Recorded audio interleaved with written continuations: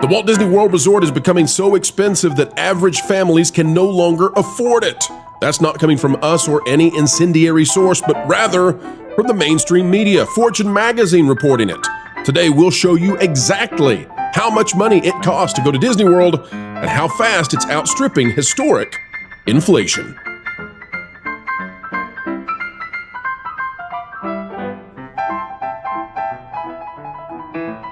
Hello, ladies and gentlemen, and welcome back to the Pro Channel, where we as ever endeavor to explain entertainment, keep you ahead of the culture curve, and yes, we're going back to the vacation destination for so many, and for, now generations of people wanting to go see the castle, take their kids down the street, Main Street that is, hear the Dapper Dans, and be big fans of everything that's going on at Walt Disney World. But things have changed. Not only has the quality of the park diminished greatly as it's become an ideological source of contention, but also, did we mention the prices? Well, you wouldn't like them very much. Take a look at this. It's out of Fortune. Click the like button. Here we go. This is by Dia Adams. It says Disney World is unaffordable for average families. Has Disney become a luxury experience? Now, folks, before we read this, I want to show you something fantastic. It's out of Reddit, which we don't typically go to, but we will today. And it's from CTRL-BRK out of the Disney subreddit. I want you to see this. It is incredibly helpful to understand why families can no longer afford Walt Disney World and how this has strayed away from what Walt intended. Here's the chart, folks. It starts in 1977, and you can see by the time we get to the 80s, Disney gets a little bit of a bump out of the typical inflationary rate of other things, but get ready. Whoa, baby. Here we are in the 90s. 2000s, it's going to accelerate. Look at that. Disney now increasing at an inflationary rate 3,000%. Got a brief pause with the pandemic and the economic collapse of 2008. But look at that, folks. Look at this. The inflationary rate of rent, wages, and gasoline under 1,000% since they're going back to 1971. Of course, Disney starts in 1977. Disney nearly at a 4,000%.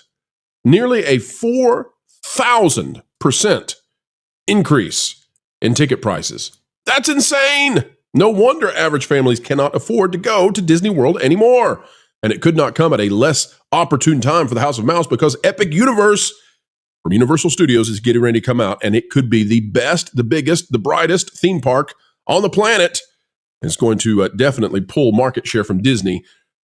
We can't tell you what to do with your finances. No financial advice given here. Shareholders, though, take notice. Also take notice of this. This is a post I made responding to Scott Gustin. Scott Gustin says the former Star Wars Galactic Star Cruiser building is being converted to office space for Walt Disney Imagineering teams working on various projects at Walt Disney World. Now, we're going to have a more in-depth video about this over the weekend, about the Star Cruiser closing and being used for office space.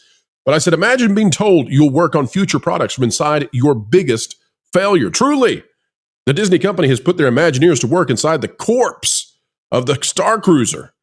And you know what? That Star Cruiser would still be up and running today and making millions and billions of dollars if only Disney was willing to run with the original trilogy characters. Luke, Leia, Han, Darth Vader, Yoda, you get the idea.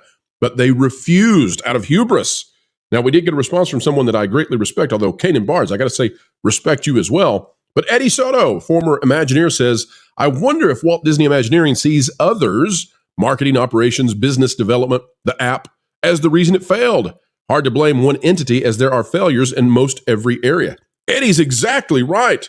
I said, agreed. But imagine working on destroying Jim Henson's magnum opus, that's Muppet Vision, from inside a defunct Star Wars hotel rejected by customers. It must be demoralizing to normal people. Now, I bring this up because as we get ready to read that article out of Fortune, I just want you to know that at the same time that those prices have been skyrocketing at Disney, leadership is making decision after decision that fans are saying, no, don't do it. Please don't. And Disney continues to make these sorts of terrible, awful decisions because they refuse to increase the footprint of the parks. The reason, I believe, is because if you increase the size of the footprint of the parks, that increases the cost of maintenance, of keeping those things looking good, shiny, clean, brand new every single day. And they don't want to spend more money on a day-to-day basis on an additional footprint size. So they don't want increased capacity, it seems to me. And that's why they are forced, well, quote unquote, forced to destroy classic attractions that people love to replace them with things that people are not excited about. Meanwhile, Universal doing the opposite. All right, here's the article from Dia Adams. Let's read it. Walt Disney World is charging up to $194 for admission per person per day pre-tax, propelling a once attainable family vacation into the realm of a luxury experience that many Americans can no longer afford. Now, my understanding, by the way, folks, is that ticket price is just the base level. They can go over $200. So I'm not sure where the 194 is coming from. Let me know in the comments down below where you think that they got the 194. Perhaps it's pre-tax. I'm not sure. It says, behold the Magic Kingdom's evolution from mass entertainment into a playground for the aspirationally wealthy. But there's another point here I'd like to make as well, folks, and that is when it says aspirationally wealthy, back about 5 years ago, I guess, I got word that Disney was aiming. They wanted to target the market of families making $400,000 a year or more. The problem for Disney is that they really have a hard time. They have a struggle getting the truly wealthy to come to their parks on a regular basis because the truly wealthy are going to Monaco. They're going to the French Riviera. They're going on an African safari. They're not going to visit Hollywood Studios at Disney in Orlando. So the aspirationally wealthy is who they're aiming for now. The up-and-comers, the risers, but they're leaving behind those who would be there every single time for them. The middle class, the people who were raised on Walt, the people who love what this company once was and is no longer. It says, even as the park expanded throughout the decades, ticket prices remained relatively modest. Now, we'll have to quibble there because you saw the chart. So you know that's actually not true. But, you know, errors can happen even on fortune. But you saw what was really going on with ticket prices. By the 80s, this got out of control. It says, fast forward to 2025, and the same family faces a staggering $766 pre-tax bill, there's the pre-tax, for 4 one-day peak season tickets. $766, folks. And what's going to happen if we put on the tax there? What we've told you before, the headline that we've said before, and which we will say some more, $1,000.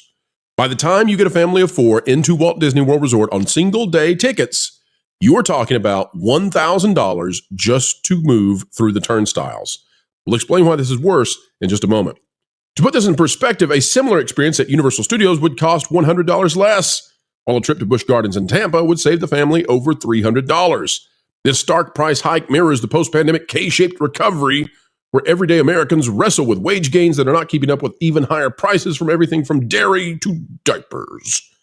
It's a small world, but the price of admission is bigger than ever before. Base ticket prices rising well above the rate of inflation are a recent innovation. Not true, but expanding at a faster rate. Exponential, thy name is Disney costs. Over the last 10 years, Disney World ticket prices have grown at almost 9 times the rate of inflation. Now, folks, we need to specify here and now that the rate of inflation over the past 4 years has been historic. You have to go back to the 70s to find similar inflationary periods. And yet Disney tickets exceeded inflation, the kind of inflation, by the way, that you've been watching and saying, oh my gosh, I can't afford anything, right? The price of eggs, for example. Those inflationary rates were exceeded by Disney World costs 9 times over. Now, when you exceed that kind of inflationary rate by 9 times over, what you're doing is you're pricing out the people who were your clientele, right? The customers who enjoyed going to see Mickey Mouse can no longer afford it. You have switched to a new demographic, a new gourmet buffet of the almost exceedingly rich and wealthy. In many ways, Disney has introduced a tiered pricing scale. This is where we're going to get to the worst part. That creates a virtual caste system in parks. Things like skip-the-line passes and airport shuttles that used to be free are now profit drivers, which is disheartening for fans who grew up believing in the pixie dust. And this is why you have repeatedly heard me say on this channel that one of the worst things about Disney today is that depending on your socioeconomic status, if you pay that $1,000 to get your family in, that's the base level to get in, you will be treated, in my estimation, like crap. Let me say it again. $1,000 gets you in to be treated like crap. You hearing this, Disney? The reason is because If you had just more money, then your child would be able to skip those stinky, awful lines that no longer move because the rich people are skipping the lines. And that means that your line doesn't get to move so that they can go ride. And Disney repeatedly adds in these new features that allow people to skip lines in new and different ways.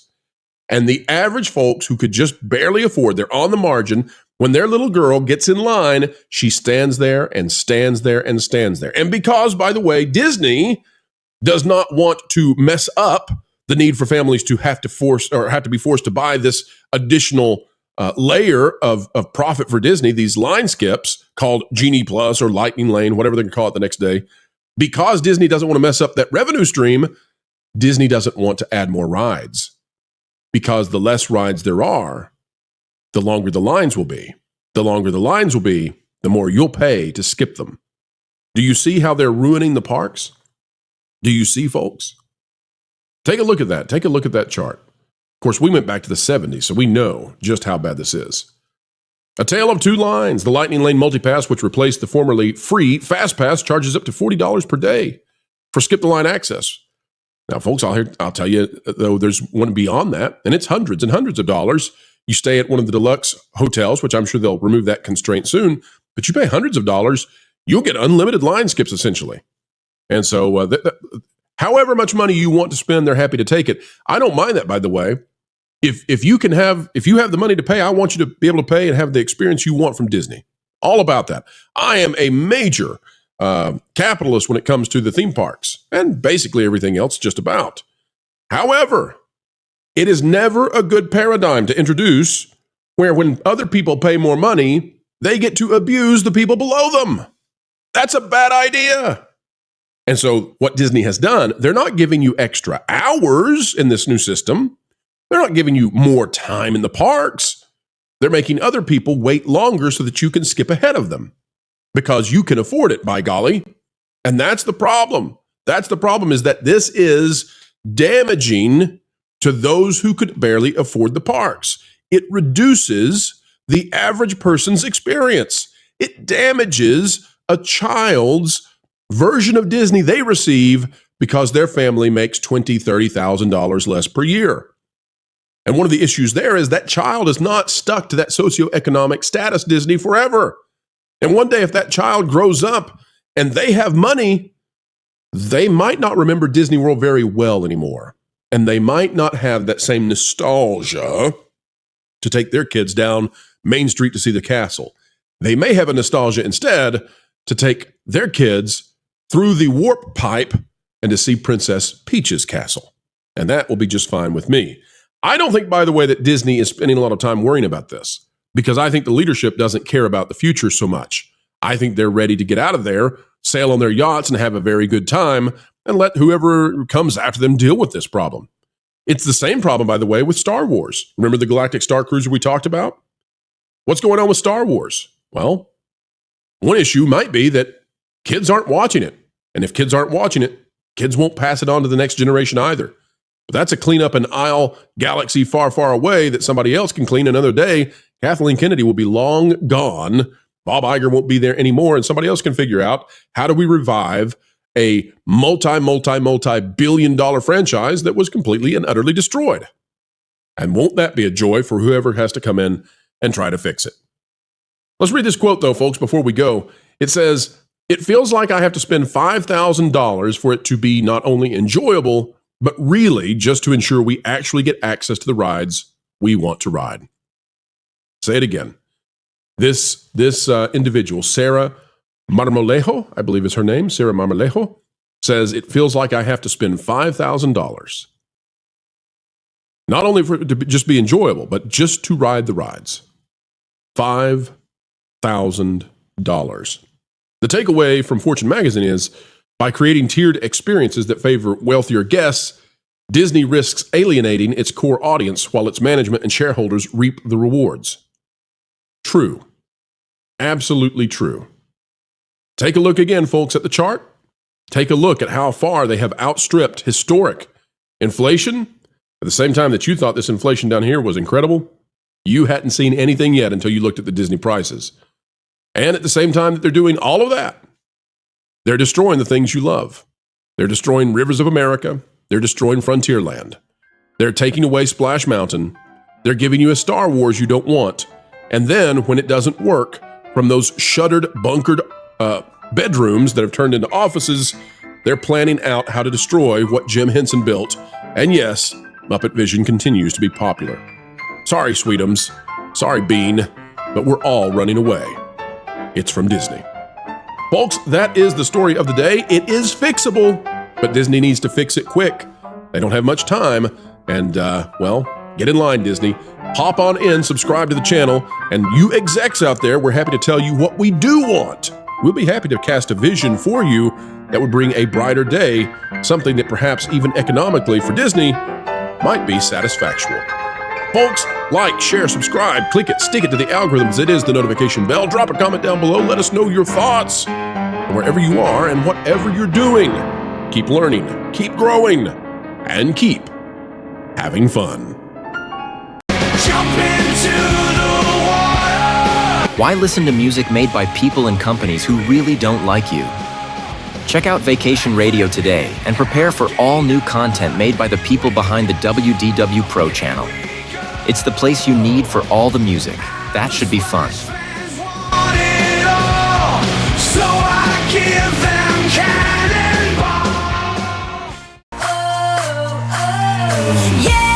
Hundreds of songs, every genre you can imagine. Listen live on YouTube and enjoy a set list that's always sunny. It's Vacation Radio.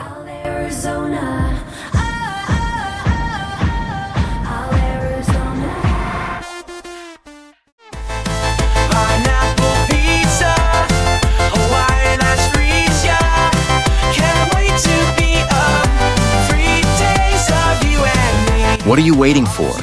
Every WDW Pro video has a link to Vacation Radio in the video description. Try it out and subscribe today.